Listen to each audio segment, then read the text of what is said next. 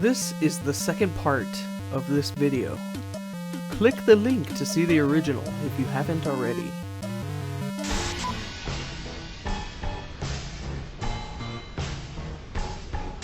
The Neon Mixtape...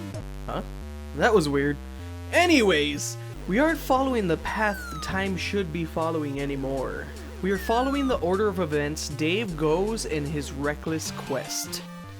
There was a party so grand that it ripped a hole in time and space, where visitors from other times were ripped from their timelines to join on the fun, but were eventually lost to a portal to an unknown dimension. Lost until now. This is where all the wibbly wobbly time nonsense began. All events moving forward, backward, left, right, up and down, all because of one. One with a power far underestimated. One with the power to bend reality itself. Even for a short time. I speak, of course, of the Time Warp. In his bio, we get possibilities other to open, be to need we. Limited too far was time to approach unidirectional, the that felt always I've.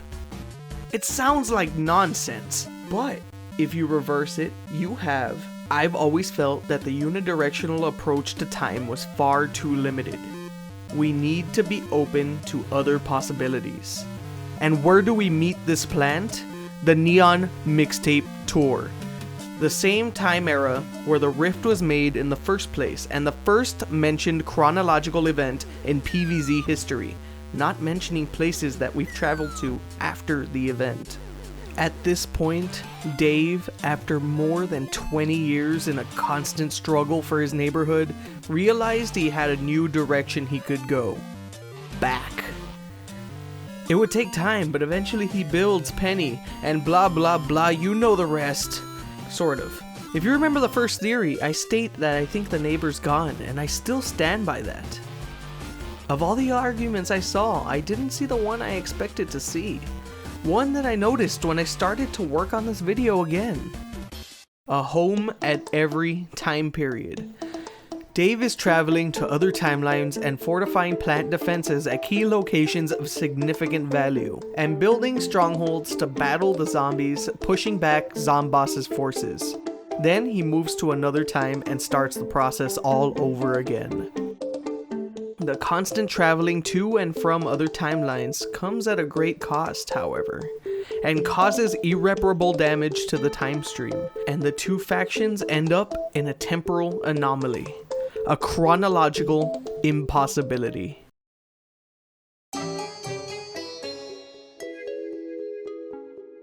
Dave is content to travel the timeline and try to right his wrongs endlessly in the guise for a quest for a taco. Zomboss knows, however, that Dave cannot revisit himself or his taco in time.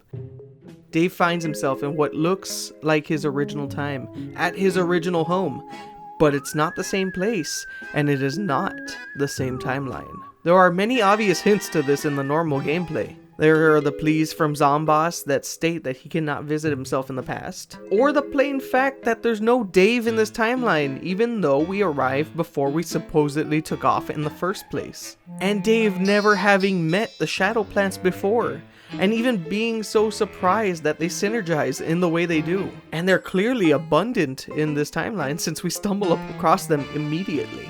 Zomboss shows himself as the responsible party in this conflict, merely trying to preserve the timeline from Dave's zealotry, repeatedly pleading to Dave's sensibility, though he doesn't really seem to have any left. Not to say Dave is a villain.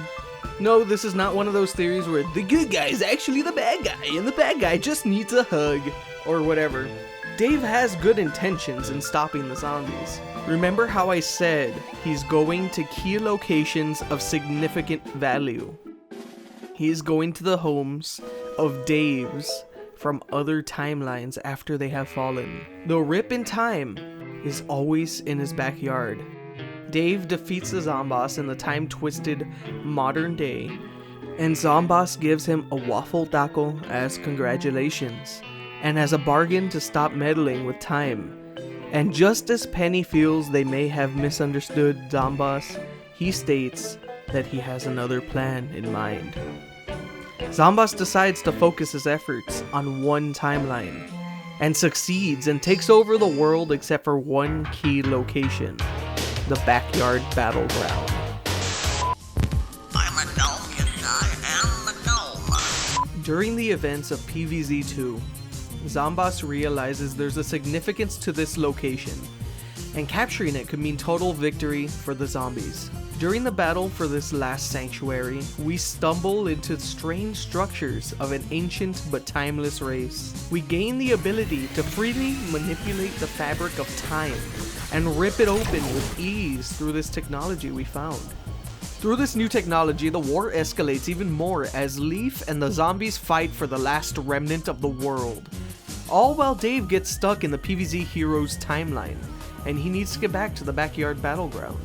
Fortunately for the new agent of Leaf, Dave left help.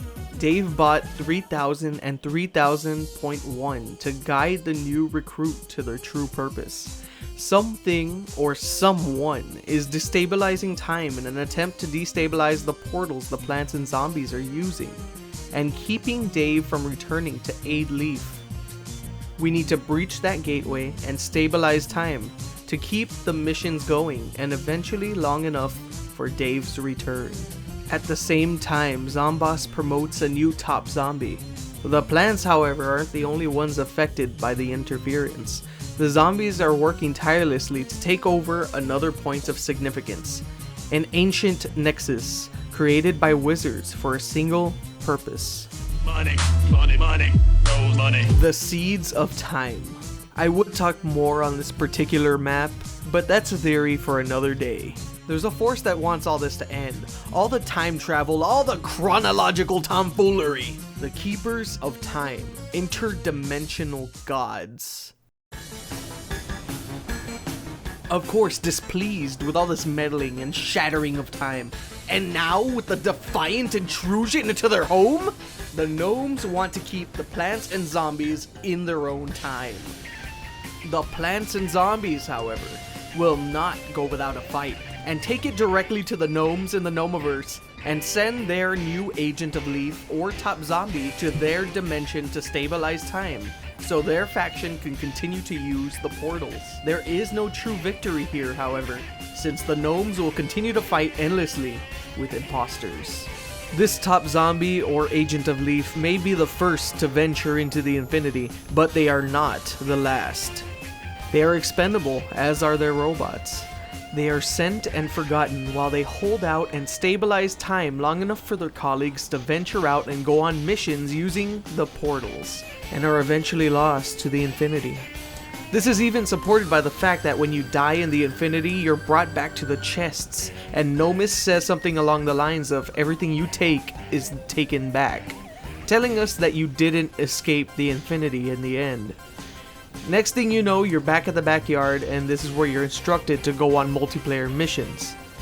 You are now playing in the role of plants and zombies that go through the portal now that time is stabilized.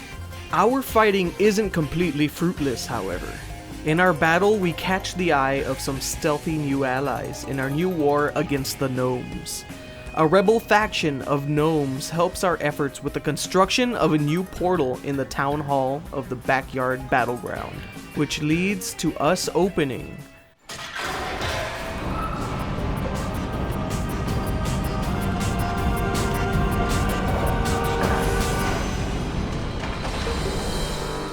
the Trials of Nomis.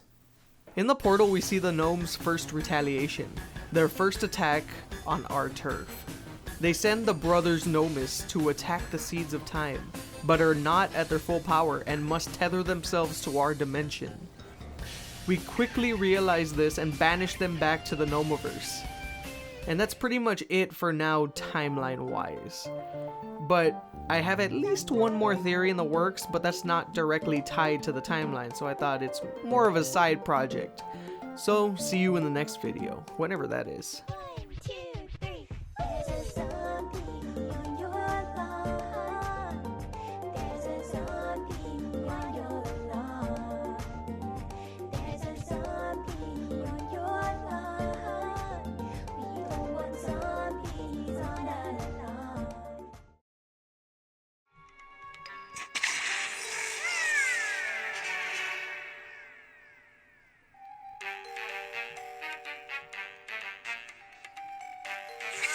Wait.